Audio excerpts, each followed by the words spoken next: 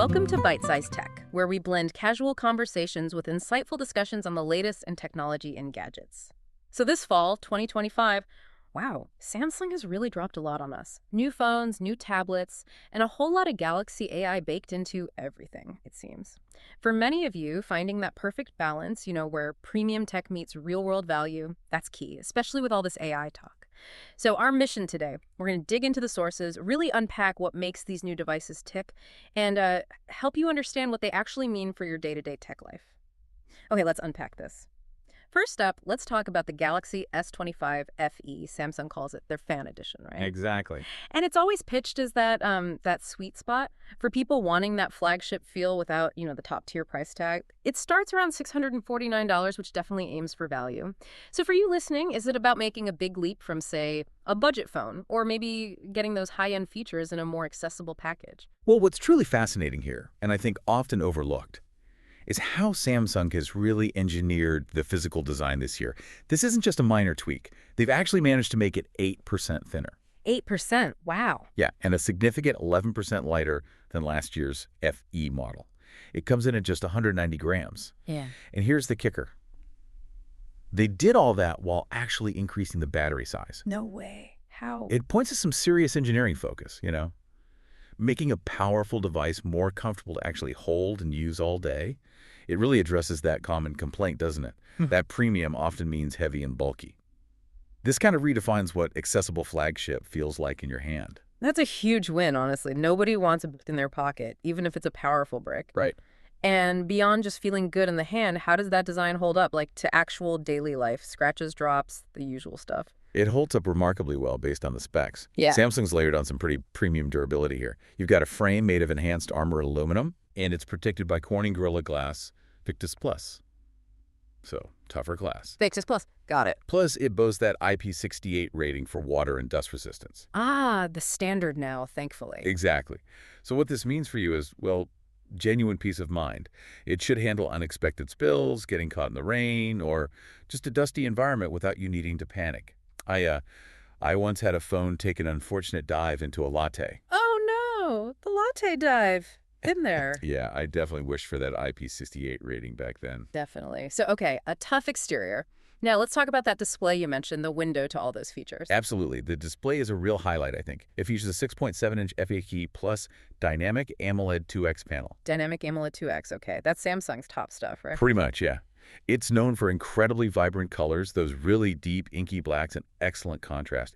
And it's got that smooth 120 Hz refresh rate. Which makes scrolling seamless and effortlessly smooth, exactly. Everything from gaming to just flicking through your social feeds looks gorgeous and feels really fluid.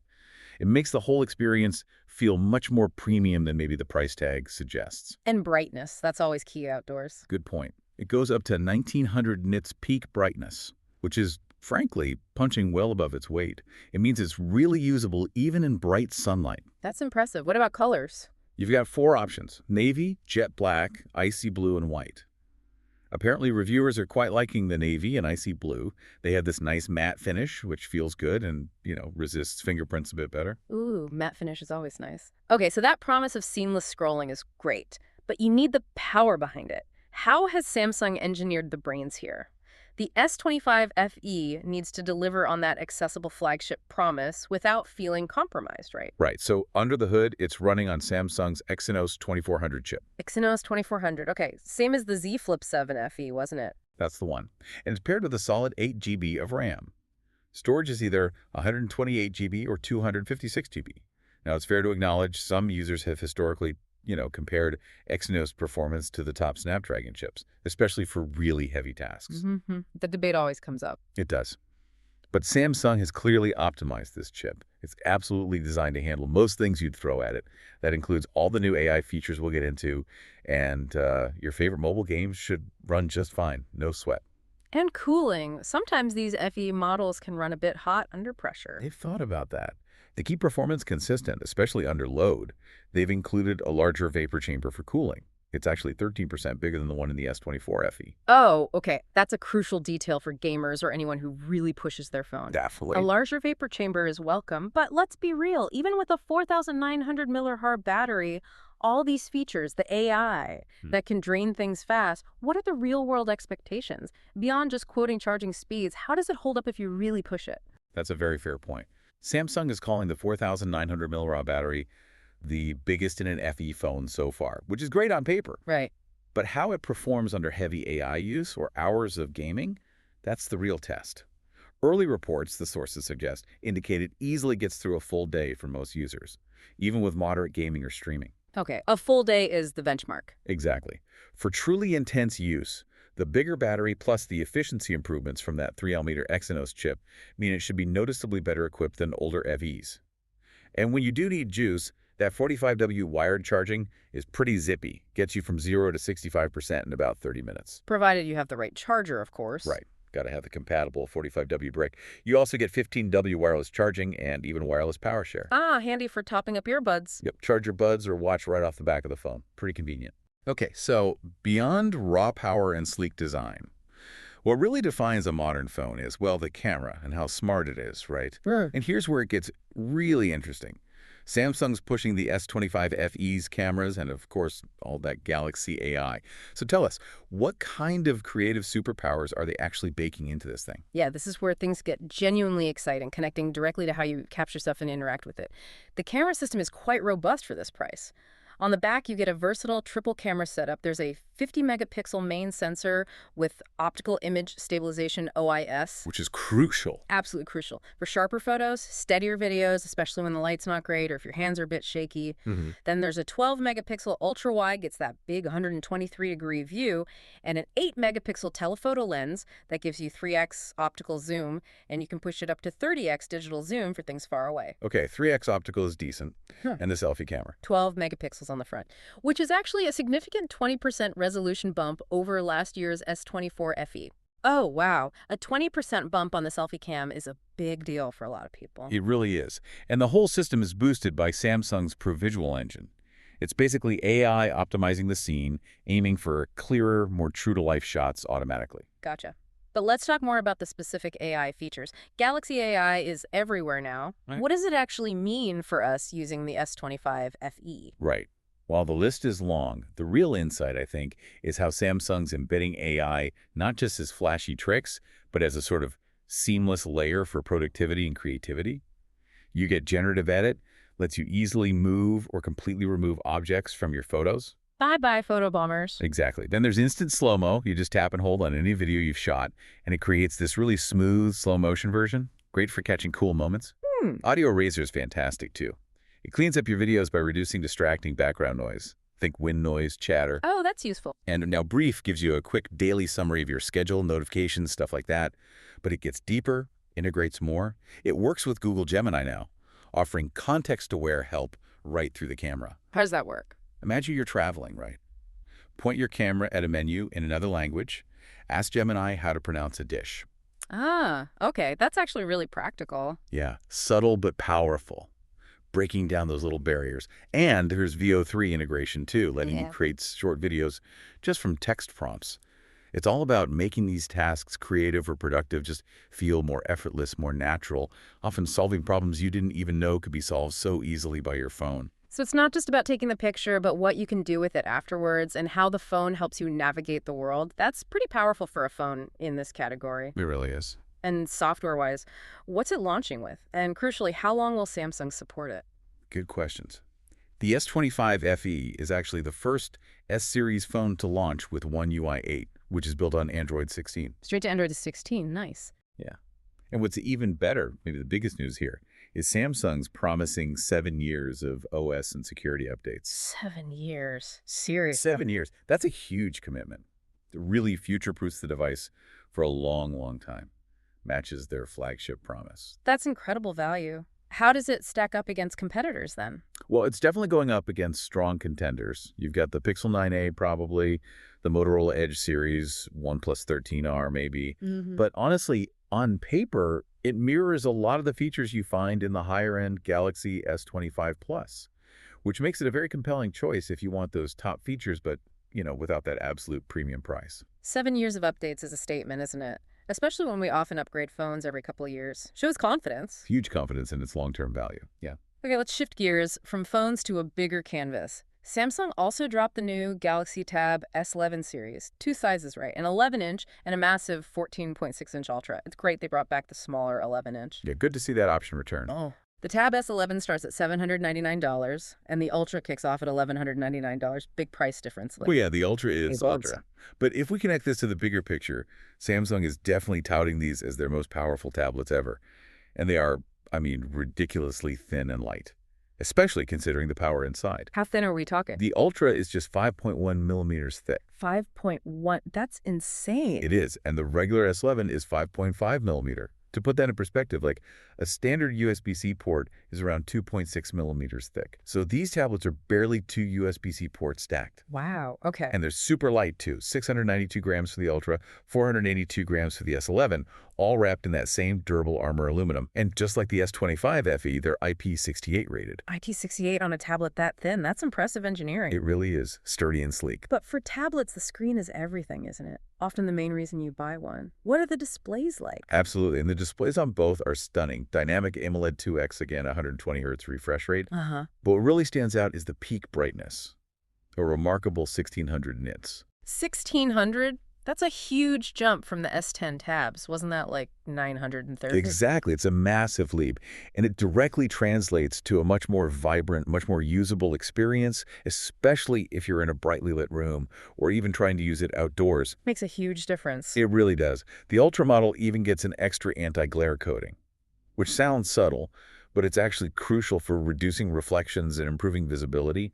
Great if you're working near a window or under office lights. Good touch. And sound. They both feature quad speakers.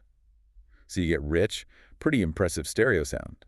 Makes them feel like a proper portable entertainment hub, not just a screen. With 1600 nits and quad speakers, these really do sound like they're blurring the lines. Maybe even a laptop or a small TV replacement for some. How immersive does it feel? It certainly pushes in that direction. And speaking of immersion and creating, Samsung always highlights the S Pen with its tablets.